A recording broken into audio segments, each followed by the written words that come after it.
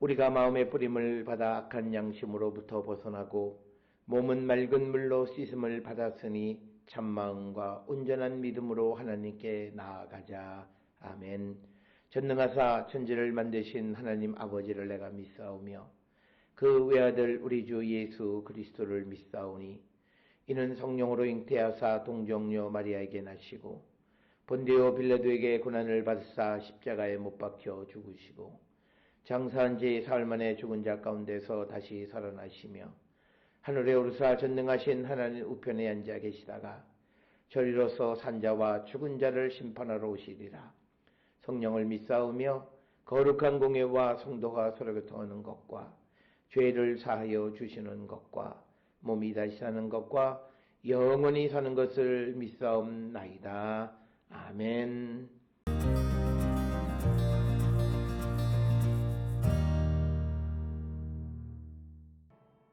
타조는 즐거이 날개를 치나 학의 깃털과 날개 같겠느냐. 그것이 알을 땅에 버려두어 흙에서 더워지게 하고 발에 깨어질 것이나 들짐승에게 밟힐 것을 생각하지 아니하고 그 새끼에게 모질게 대함이 제 새끼가 아닌 것처럼 하며 그 고생한 것이 헛되게 될지라도 두려워하지 아니하나니 이는 하나님이 지혜를 베풀지 아니하셨고 총명을 주지 아니함이라. 그러나 그것이 몸을 떨쳐 뛰어갈 때에는 말과 그 위에 탄 자를 우습게 여기느니라. 말의 힘을 내가 주었느냐? 그 목에 흩날리는 갈기를 내가 입혔느냐? 내가 그곳으로 메뚜기처럼 뛰게 하였느냐? 그 위험스러운 콧소리가 두려우니라. 그것이 골짜기에서 발굽질하고 힘있음을 기뻐하며 앞으로 나아가서 군사들을 맞되 두려움을 모르고 겁내지 아니하며 칼을 대할지라도 물러나지 아니하니 그의 머리 위에서는 화살통과 빛나는 창과 투창이 번쩍이며 땅을 삼킬 듯이 맹렬히 성내며 나팔 소리에 머물러 서지 아니하고 나팔 소리가 날 때마다 힝힝 울며 멀리서 싸움 냄새를 맡고 지휘관들의 호령과 외치는 소리를 듣느니라. 매가 떠올라서 날개를 펼쳐 남쪽으로 향하는 것이 어찌 내 지혜로 말미암음이냐. 독수리가 공중에 떠서 높은 곳에 보금자리를 만드는 것이 어찌 내 명령을 따름이냐. 그것이 낭떠러지에 집을 지으며 뾰족한 바위 끝이나 험준한 데 살며 거기서 먹이를 살피나니 그 눈이 멀리 봄이며 그 새끼들도 피를 빠나니 시체가 있는 곳에는 독수리가 있느니라.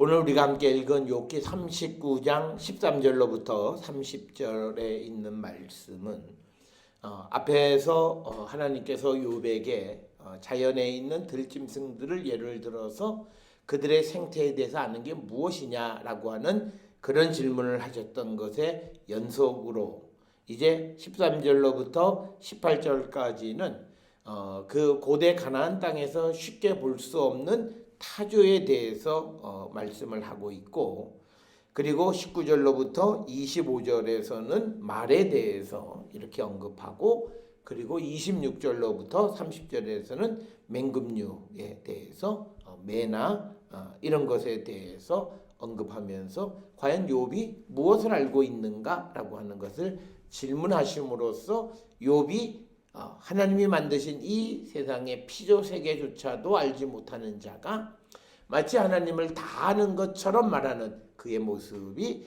잘못되었음을 스스로 깨닫게 하시는 것이 오늘 주시는 39장 13절로부터 30절까지의 말씀이 되겠습니다. 특별히 13절에서 타조는 즐거이 날개를 치나 학의 깃털과 날개 같겠느냐. 그것이 알을 땅에 버려두고 흙에서 더워지게 하고 발에 깨어질 것이나 들짐승에게 밟힐 것을 생각하지 아니한다. 이렇게 해서 타조의 어떤 생태적인 특성에 대해서 설명을 하고 있습니다. 그러나 이런 타조에 대해서는 고대 근동 지역, 특히 팔레스타인 지역에서는 타조를 직접 보는 일이 매우 어려운 그런 동물 중에 하나입니다. 그래서 그 타조에 대해서 그가 하는 행태에 대해서 특히 오늘 주시는 이 본문의 말씀에서는 타조들이 하는 어떤 그 행동에 대한 잘못된 인식 그것을 설명하고 있는 것. 그래서 그것들에 대해서 욥에게 알고 있느냐라고 하는 그런 질문을 하십니다. 그래서 14절에 보게 되면 타조는 알을 땅에 버려두고 흙에서 더워지게 한다라고 하는 거고 왜냐면 이제 그것이 점점 더워져야만 부활을 하기 때문에 그리고 15절에서 발에 깨어질 것이지만 들짐승에게 밟힐 것을 생각하지 않는다라고 하는 거죠. 그러니까 뭐냐면 그 알은 땅에서 있으면 밟혀서 깨질 수 있음을 알지 못하고 들짐승이 그것을 짓밟을 수도 있음을 알지 못하면서 알을 땅 위에 버려둔다라고 하는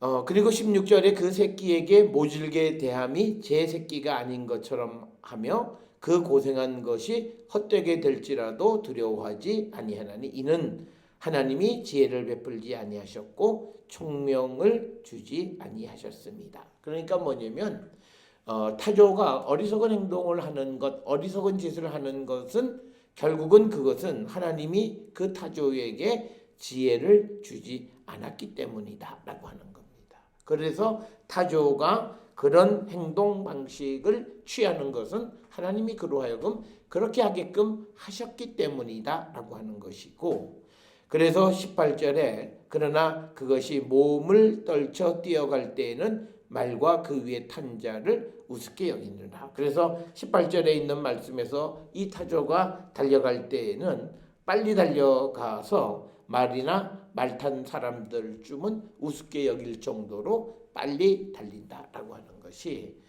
오늘 주시는 13절로부터 18절의 말씀. 그래서 이 타조의 그런 어떤 그 행위, 그러니까 땅에 두고 땅에서 그를 더워지게 하면서도 밟힐 것을 생각하지 않는 것. 이렇게 지혜가 얻게 된 것은 하나님이 그에게 타조들에게 지혜를 베풀지 않으셨기 때문이고 또 그렇지만 타조가 달려갈 때는 말보다도 빨리 달려갈 수 있는 것은 하나님께서 그렇게 하셨기 때문이다. 그런 타조의 그 행동 이 방식에 대해서 내가 아느냐라고 하는 것을 질문하시는 것이 되겠고 또 이제 19절로부터 25절에서는 말에 대해서 이야기합니다. 말의 힘을 내가 주었느냐 그 목에 휘날리는 갈기를 내가 입혔느냐. 그러면 말이 그 힘세게 말에 힘을 준 것이 너냐? 또 그리고 그 19절의 끝부분에 나와 있는 그 목에 흩날리는 갈기를 달아준 것이 너냐? 아니라는 거죠. 하나님께서 힘을 주셨고 또 목에 흩날리는 갈기도 주셨다는 거예요. 또 20절에 내가 그것으로 메뚜기처럼 뛰게 하였느냐? 그 위험스러운 콧소리가 두려우느니라. 그래서 결국은 또 19절에서 강조하는 것이 뭐냐면 이 말을 메뚜기처럼 뛰게 만든 것이 욥 너냐? 또 그리고 사람을 두렵게 하는 그 위세당당한 콧소리를 내가 만들어 줬느냐? 욥 보고 네가 그 욥 말의 특성을 네가 그 말들에게 줬느냐? 아니라는 거죠. 다 그것을 가능하게 하신 것은 하나님이시다라고 하는 것을 우회적으로 강조하는 것이고요. 또 21절에 그것이 골짜기에서 발굽질하고 힘 있음을 기뻐하며 앞으로 나아가서 군사들을 맞대 두려움을 모르고 겁내지 아니하며 칼을 대할지라도 물러나지 아니하니 그의 머리 위에는 화살통과 빛나는 창과 투창이 번쩍이며 땅을 삼킬 듯이 맹렬히 성내고 나팔 소리에 머물러 서지 아니하고 나팔 소리가 날 때마다 힝힝 울며 멀리서 싸움 냄새를 맡고 지휘관들의 호령과 외치는 소리를 듣느니라. 이처럼 전쟁 상황 속에서 말이 두려움을 모르고 그 지휘관들의 호령 소리와 외치는 소리를 듣고 움직일 수 있는 그런 능력을 주신 것은 하나님이 하신 것이지 욥 네 자신이 말들에게 그런 재능을 주었느냐라고 반문하면서 결국은 하나님께서 모든 짐승들에게 특별한 능력을 하나님이 주셨다라고 하는 것을 강조하는 그런 말씀이 되겠습니다. 그러면서 이제 더 나가서 26절로부터 30절까지는 맹금에 대해서 이제 언급을 하고 있는데 26절에 보면 매가 높이 솟아 떠올라서 날개를 펼쳐 남쪽으로 향하는 것이 어찌 너의 지혜로 말미암으겠느냐. 즉 이 말은 이제 이 매가 날개를 펴고 남쪽으로 향해 날아가는 것은 바로 그것 역시도 하나님께서 그 매에게 지혜를 준 것이지 욥이 그 매에게 지혜를 준 것은 아니다라고 하는 것이고 또 27절에서 독수리가 공중에 떠서 높은 곳에 보금자리를 만드는 것이 어찌 내 명령을 따름이냐. 즉 27절의 말씀을 통해서 보면 독수리가 높은 곳에 보금자리를 만드는 것은 하나님의 명령에 의한 것이지 욥의 명령에 의한 것이 아니다라고 하는 것을 말하고 있고 또 그것이 낭떠러지에 집을 지으며 뾰족한 바위 끝이나 험준한 데 살며 거기서 먹이를 살피나니 그 눈이 멀리 봄이며 그 새끼들도 피를 빠나니 시체가 있는 곳에는 독수리가 있느니라. 그래서 시체가 있는 곳에 독수리가 가서 그것에 먹이를 피를 빨아먹을 수 있게끔 하는 그런 어떤 독수리의 특징적인 그런 것을 주신 것은 하나님이 주신 것이다라는 거예요. 그런 것에 대해서 욥이 아느냐? 그리고 욥이 독수리나 매나 이런 것들의 특성, 지혜 이런 걸 네가 주었느냐? 아니라고 하는 것입니다. 그래서 오늘 주시는 이 13절로부터 30절에 있는 말씀은 39장 1절로부터 12절의 말씀의 연속으로서 타조, 말, 맹금류 즉 매나 독수리 등의 어떤 생태적 특징은 하나님께서 그 동물들에게 주신 것이지 사람이 준 것이 아니라고 하는 거죠.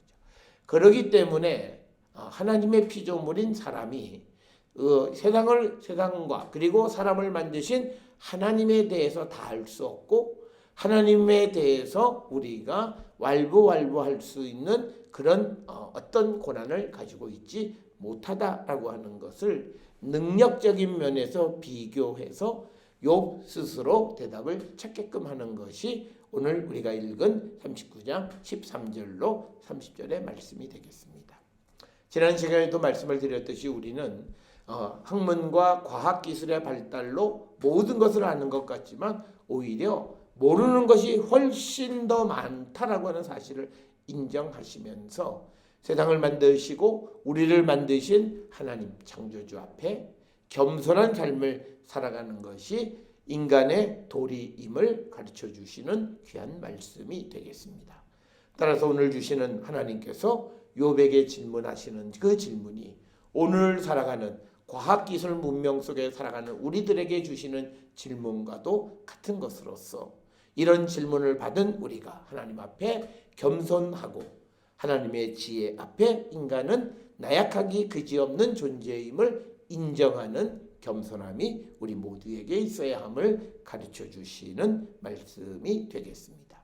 따라서 이 세상의 모든 것을 알지도 못하는 인간이 이 세상을 만들고 모든 것을 알고 계시는 하나님 앞에 그 하나님의 잘못됨을 지적한다라고 하는 것은 있을 수 없는 일이다라고 하는 것이 오늘 39장 전체에서 특히 13절에서 30절의 말씀이 주시는 의미가 되겠습니다.